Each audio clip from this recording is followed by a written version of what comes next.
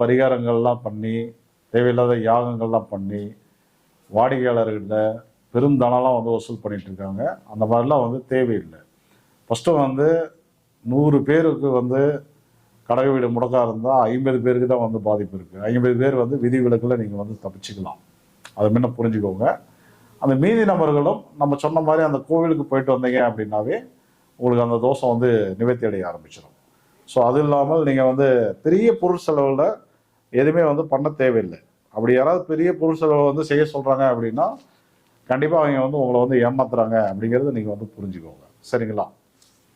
Right.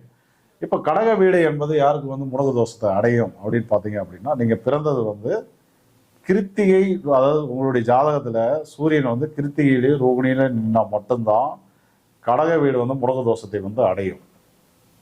உங்களுடைய ஜாதகத்தில் சூரியன் கிருத்திகை ரோகிணியில் வந்து நிற்கணும். கிருத்திகையினுடைய 1ஆம் மாதம், 2ஆம் மாதம், 3ஆம் மாதம், 4ஆம் மாதம், ரோகிணியுடைய 1, 2, 3, 4. ஸோ அதில் நின்னாதான் உங்களுக்கு வந்து முடக்கு தோஷம் இருக்குது அப்படிங்கிறது நீங்கள் வந்து புரிஞ்சுக்கோங்க. சப்போஸ் அந்த மாதிரி இல்லை அப்படின்னா இந்த தோஷமே உங்களுக்கு வந்து கிடையாது. சப்போஸ் அந்த மாதிரி இருக்கு, கடக வீடு வந்து உங்களுக்கு முடக்காயிருச்சு அப்படின்னாலும் பயப்பட தேவையில்லை. பயப்பட தேவையில்லை. யார் பயப்பட தேவையில்லை அப்படின்னா, நீங்க பிறந்தது வந்து கரசைக்கரணமாக இருந்தால், கரசைக்கரணமாக இருந்தது அப்படின்னா உங்களுக்கு வந்து முடக்கு தோஷம் வந்து வேலை பார்க்காது. அதே போல நீங்க பிறந்தது வந்து அதிகண்டம், வஜ்ரம், சுக்கிரம், நாமயோகமாக இருந்தாலும் உங்களுக்கு வந்து முடக்கு தோஷம் வேலை பார்க்காது. ஸோ நீங்களாம் வந்து பயப்பட தேவையில்லை. ஓகேங்களா?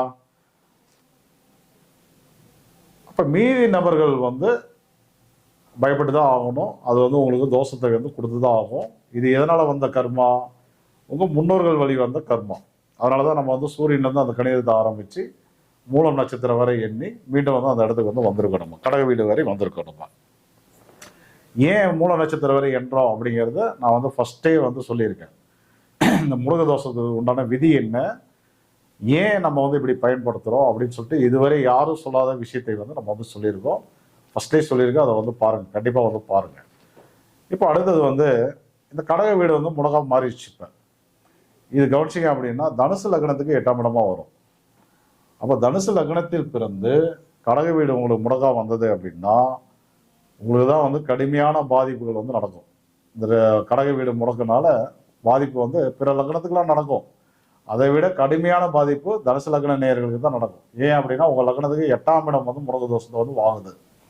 ஸோ அது யார்? சந்திரனுடைய வீடு. அப்போ குறிப்பாக கவனிச்சிங்க அப்படின்னா உங்கள் முன்னோர்கள் வந்து அவர்களை சுற்றி இருக்கக்கூடிய பெண்கள் வழியில் அல்லது விவசாய நிலத்தின் வழியாக, உணவுகள் வழியாக, நீர் வழியாக கடுமையான பாதிப்பை வந்து கொடுத்ததுனால அந்த கர்மம் உங்களை வந்து இந்த ஜென்மத்தில் உணவு, உடை, நீர், உங்களை சுற்றி உள்ள பெண்கள், உங்களுடைய மனம், நம்ம மனமே, அதான் நம்மளுடைய இயக்கமே வந்து மனம் வழியாக தான் நமக்கு வந்து இயங்குது. ஸோ அதையெல்லாம் கடுமையாக வந்து பாதிக்கும். நம்ம முன்னோர்கள் என்ன பண்ணாங்களோ அதை நம்ம வந்து அனுபவிக்கிறது தான் நம்மளுடைய கர்மம். ஸோ இது வந்து 8ஆம் இடமா வந்திருக்கனால திடீர்னு பார்த்தீங்கன்னா அசிங்கப்படுத்தும், அவமானப்படுத்தும், திடீர் விபத்துகளை ஏற்படுத்தும், திடீர்னு இழப்புகளை வந்து ஏற்படுத்தும். ஏன் உங்களுடைய மரணத்தை தரக்கூடிய காலகட்டங்களில் மரணத்தை தரக்கூடிய வீடும் அதுதான். அந்த வீட்டு ஓனர் சந்திரன் தான் வந்து உங்களுக்கு வந்து மரணத்தையும் வந்து தருவார். அதே போல் நீர்நிலைகளுக்கெல்லாம் வந்து போகாதீங்க கண்டிப்பாக.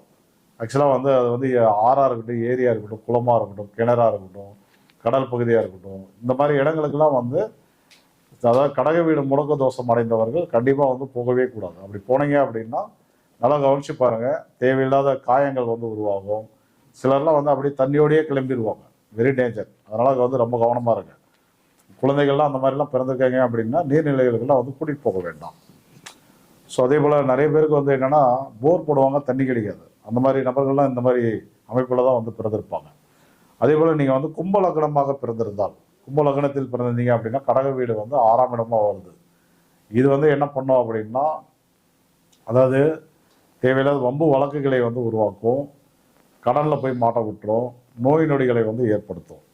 எப்பொழுதுமே வந்து நோயற்ற வாழ்வு தான் வந்து குறைவற்ற செல்வம்னு சொல்லியிருக்காங்க நமக்கு.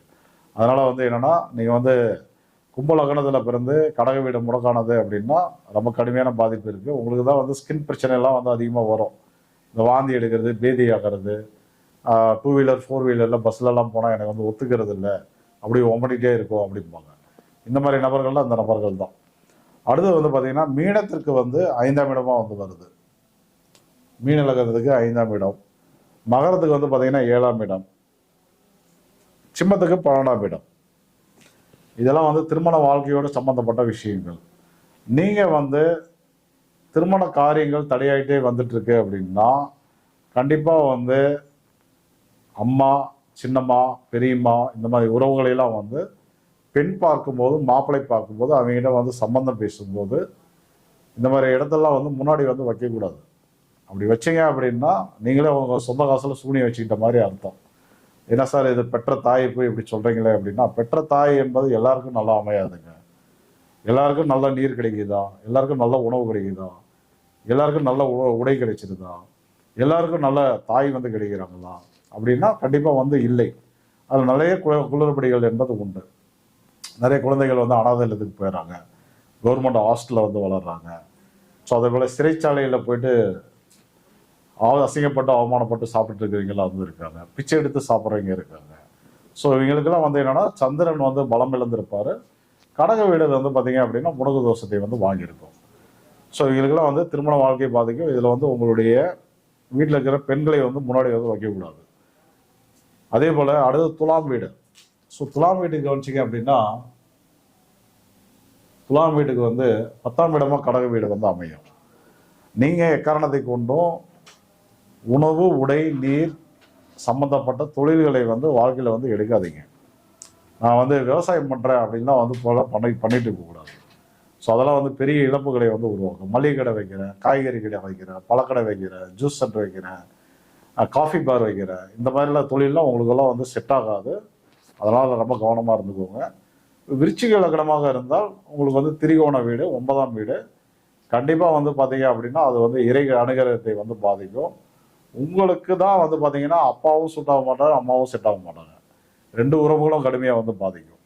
அதே போல் விருச்சிக லக்னத்துக்கு அதே போல் பார்த்தீங்கன்னா கன்னிக்கு வந்து பார்த்தீங்க அப்படின்னா 11ஆம் இடமா வந்து அமையும். மிதுனத்துக்கு 2ஆம் இடமா அமையும்.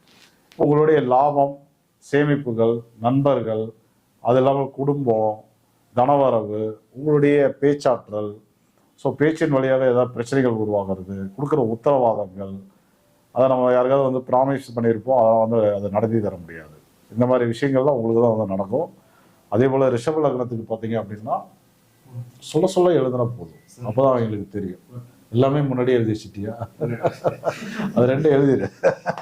எவ்வளோ உஷாராக இருக்கிறான் ராமமூர்த்தி, நம்ம வேலையை முன்னாடியே முடிச்சலான்னு எல்லாம் எழுதி. ஆமாம், ஆக்சுவலாக வந்து பார்த்தீங்க அப்படின்னா ரிஷபத்துக்கு வந்து 3ஆம் இடம். அப்போ 3ஆம் இடம்ங்கிறதுனால உங்களுடைய முயற்சிகள், இளைய சகோதரம், உங்களுடைய பயணங்கள் இதெல்லாம் வந்து கடுமையாக வந்து பாதிக்கும். ஸோ அதே போல் கடக லக்னமாக இருந்தால் உங்களுடைய லக்னமாகவே வந்து முடங்குது. இவங்களுக்கு தான் வந்து பார்த்தீங்கன்னா மனத்தெளிவுகள் என்பது இருக்கவே இருக்காது. மனம் வந்து எப்பொழுதுமே வந்து ஒரு மாதிரி குழப்பமாக இருந்துகிட்டே இருக்கும். மனம் வந்து அலைபாயுதுன்னு சொல்லுவோம் இல்லையா. இப்போ ஏதோ ஒன்று செய்யலாம்னு நினைப்போம், அடுத்தது வந்து இது வேணால் இதை பண்ணலான்னு நினைப்பாங்க, அப்புறம் இது வேணால் அதுக்கே போகலான்னு நினைப்பாங்க. இந்த மாதிரி வந்து அலைபாயிறது வந்து இவங்களுக்கு தான் வந்து அதிகம். சரி, ரைட். இந்த மாதிரி 12 லக்ன நேயர்களுக்கும் கடக வீடு முடங்க தோஷத்தை அடைஞ்சால் என்ன பாதிப்பு அப்படின்னு பார்த்துட்டோம். அதே போல் விதி விலக்குகள் கொடுத்துருக்கேன். இதுவரை யாருமே எந்த சேனல்லையும் சொல்லாத விதி விலக்குகள் வந்து சொல்லியிருக்கேன். அது கண்டிப்பாக வந்து ஃபாலோ பண்ணிக்கோங்க. அடுத்தது இப்போ வந்து கடக வீடு வந்து முடங்காயிருச்சு. போன்ற லக்னத்தில் நீங்கள் எந்த லக்னத்தில் வேணால் தெரிஞ்சுருங்க. ஆயில்யம், கேட்டை, ரேவதி, அஸ்வினி, மகம், மூலம் இந்த 6 நட்சத்திரத்தில் பிறந்திருந்தீங்க அப்படின்னா உங்களுக்கு தான் வந்தது வில்லகம். என்ன வில்லகம் அப்படின்னா நோய் நொடிகளுடைய தாக்கம் வந்து கடுமையாக இருக்கும். நோய் நொடிகளுடைய தாக்கம் வந்து கடுமையாக இருக்கும். இப்போ சந்திரனுடைய காரகத்தில் நோய்கள் வந்து உருவாகும். இடது கண் பாதிப்பு, உணவு ஒவ்வாமை, வாந்தி, பேதி, ஸ்கின் பிரச்சனை, அஜீரணம், கேஸ் ட்ரபிள், ஸோ இதெல்லாம் நீங்கள் அனுபவிக்கிற கடுமையான வியாதிகள். சரிங்களா? ஸோ அதனால் வந்து என்னென்னா அதே போல் நீங்கள் வந்து என்ன பண்ணணும் அப்படின்னா குடிக்கிற நீரில் வந்து, சாப்பிட்ற உணவில் வந்து, உடுத்துகிற உடையில் வந்து ரொம்ப ரொம்ப கவனமாக இருக்கணும். இது எல்லாம் வந்து தரம் இல்லாமல் இருக்கும். குடிக்கிற நீர் தரம் இல்லாமல் இருக்கும், சாப்பிட்ற உணவுகள் தரம் இல்லாமல் இருக்கும், உடுத்துகிற உடைகளில் வந்து வைரஸ் ஏதாவது இருக்கும், நல்லா க்ளீன் பண்ணியிருக்க மாட்டோம். புத்தாடைகளில் நீங்களாம் வந்து தயவுசெய்து வந்து போடாதீங்க. அப்படியே கடையில் வாங்கிட்டு வந்தாலும் மாட்டக்கூடாது. நல்லா வாஷ் பண்ணிவிட்டு அதுக்கப்புறம் தான் வந்து போடணும். ஸோ இந்த மாதிரிலாம் வந்து பார்த்துக்கோங்க. ஏன்னா அதனாலேயே உங்களுக்கு வந்து வியாதிகள் வந்து அதிகமாகும். நீங்கள் உங்களுடைய உணவுகளில் வந்து பச்சை அரிசியினுடைய உணவுகளை வந்து பயன்படுத்தக்கூடாது. பச்சரிசியில் செய்த உணவுகள், அதாவது சாப்பாடோ அல்லது பொங்கலோ அல்லது அதில் எடுக்கக்கூடிய ஸ்நாக்ஸ், முறுக்கு இருக்குது, ஜிலேபி இருக்குது, பச்சரிசியிலேருந்து எடுக்கக்கூடிய தின்பண்டங்கள் அதெல்லாம் வந்து முடிஞ்சளவு வந்து பயன்படுத்தாதீங்க. அதை விட நீர் சத்து அதிகமாக இருக்கக்கூடிய, அதாவது உங்களுடைய உடம்புல வந்து பார்த்தீங்கன்னா வாதம் பித்தம் கபம்னு சொல்லுவோம். நம்ம வாதம் பித்தம் கபம்னு சொல்லுவோம். உங்கள் உடம்புல வந்து வாதத்தினுடைய தன்மை வந்து, அதாவது வாதத்தினுடைய கபத்தினுடைய தன்மை வந்து அதிகமாக இருக்கும். அதனால் நீங்கள் வந்து என்னன்னாக்க அதிக குளிர்ச்சியை தரக்கூடிய உணவுகளையும் அதிக நீர் சத்து உள்ள உணவுகளையும் முடிஞ்சளவு வந்து கம்மி பண்ணிடணும். இப்போ சுரக்காய் இருக்குது, பூசணிக்காய் இருக்குது, இதெல்லாம் வந்து நீர் சத்து அதிகம் உள்ள காய்கறிகள், அதெல்லாம் முடிஞ்சளவு வந்து கம்மி பண்ணிக்கணும். சரிங்களா? அதே போல் நீங்கள் வந்து சந்திரனுடைய இடங்களுக்கு வந்து போகக்கூடாது. சந்திரனுடைய இடங்கள் அப்படின்னா என்னென்னா, திருப்பதி மலையே சந்திரனுக்கு உண்டான இடம் தான். இப்போ நீங்கள்லாம் திருப்பதியெலாம் வந்து போனீங்க, திருவண்ணாமலை போனீங்க, நீர்ஸ்தலம் திருவண்ணைக்காவல் அகலாண்டேஸ்வரி வந்து போகிறீங்க, மதுரை மீனாட்சி அம்மன் போகிறீங்க, இந்த மாதிரிலாம் போனீங்க அப்படின்னா உங்களுடைய பாதிப்புகள் வந்து கூடுதலாகிட்டே இருக்கும். அதே போல் கிருஷ்ணர் கோவில்கள் வந்து போகக்கூடாது, கிருஷ்ணரை வந்து வணங்கக்கூடாது நீங்கள். ஸோ அது மட்டும் கிடையாது. ஆக்சுவலாக வந்து வெங்கடாஜலபதி, தென் திருப்பதி, சின்ன திருப்பதி, பாலாஜி, இந்த மாதிரி நேமில் இருக்கக்கூடிய இடங்களுக்கெல்லாம் வந்து போகக்கூடாது. அப்படிலாம் போனீங்கன்னா இந்த முடக்கு தோசை வந்து அதிகமாகிடும். ஸோ அதுக்கு பதிலாக நம்ம என்ன பண்ணணும், அதுக்கு பதிலாக உங்களுக்கு வந்து கள்ளக்குறிச்சி மாவட்டம் மணலூர்பேட்டை அருகில் இருக்கக்கூடிய, கள்ளக்குறிச்சி மாவட்டம் மணலூர்பேட்டை அருகில் இருக்கக்கூடிய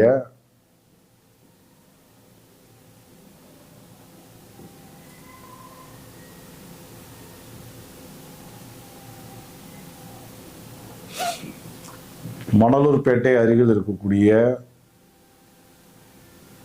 ஜம்பை கிராமத்தில் உள்ள ஜம்புநாதேஸ்வரர், அப்படி இல்லைன்னா தான் தோன்றீஸ்வரர், ஜம்புநாதேஸ்வரர் அப்படி இல்லைன்னா தான் தோன்றீஸ்வரர். இது எப்போ போகணும்? கடக வீடு தானே உங்களுக்கு முடக்கும், சந்திரன் தானே. அப்போ கிழமையில வந்து திங்கக்கிழமையில் நம்ம வந்து போகலாம். இல்லை ஓரளவுக்கு எங்களுக்கு வந்து ஜோதிட நாலேஜ் இருக்குது, பஞ்சபூத தத்துவங்களில், அதாவது பார்த்தீங்கன்னா கிழமை இருக்குது, நட்சத்திரம் இருக்குது, திதி இருக்குது, நாமயோகம் இருக்குது, கரணம் இருக்குது, இதை பேஸ் பண்ணி போகலாம். எப்போ போகலாம் அப்படின்னா ரோகிணி அஸ்தம் திருவோண நட்சத்திரங்கள் இருக்கும்போது போகலாம். அப்படி இல்லை அப்படின்னா கரசை கரணம் நடைமுறையில் இருக்கும்போது போகலாம். 27 நாமயோகத்தில் அதிகண்டம் வஜ்ரம் சுக்கிரம் நாமயோகம் நடைமுறையில் இருக்கும்போது போகலாம். அப்படி தெரியல அப்படின்னா எனக்கு கால் பண்ணி கேட்கலாம். ஸோ இதுக்கெல்லாம் நீங்கள் வந்து பணம் கட்ட தேவையில்லை. ஐயா இந்த மாதிரி ஒரு லைவில் இந்த மாதிரி சொல்லியிருந்தீங்க, நான் இந்த பரிகாரம் பண்ணலான் இருக்கேன், என்னைக்கு போனால் நல்லது அப்படின்னு கேட்டிங்கன்னா நான் வந்து எடுத்து தர போகிறேன். எனக்கு வந்து டக்குன்னு ஒரு நிமிடம் கூட எனக்கு வந்து செலவாகாது. சரிங்களா? நம்ம வந்து பணத்தை பேஸ் பண்ணி செய்யக்கூடிய தொழிலாக அந்த ஜோதிட தொழிலை வந்து பண்ணுறது கிடையாது. அதே போல் ஜோதிட ஆசிரியராக இருக்க, பேராசிரியராக இருக்க, என்னை சுற்றி வந்து நிறைய ஏராளமான மாணவர்கள், இதுவரை 1500 மேற்பட்ட மாணவர்கள் வந்து உலகம் ஃபுல்லாக என்கிட்ட படிச்சிருக்காங்க. நிறைய வாடிக்கையாளர்கள் என்னை வந்து ஃபாலோ பண்ணி நல்லா இருக்காங்க. நம்மளுடைய மைண்ட் என்னென்னா, முடிஞ்சளவு வந்து சேவை மனப்பான்மை, பணத்தை பேஸ் பண்ணி பண்ணுறது கிடையாது. எந்த டவுட்னாலும் கூப்பிட்டு கேட்கலாம் நீங்கள். ரைட்டுங்களா? ரைட். கோவில் எழுதியாச்சா? தான் தோன்றீஸ்வரர் ஒரு அற்புதமான கோவில். ஸோ அங்கே போயிட்டு வரும்போது இந்த கடகம் வந்து முடக்கு தோஷத்தை அடைந்திருந்தால் அந்த தோஷ நிவர்த்தி என்பது உங்களுக்கு வந்து கிடைக்கும். இப்போ அடுத்தது வந்து சிம்ம வீடு.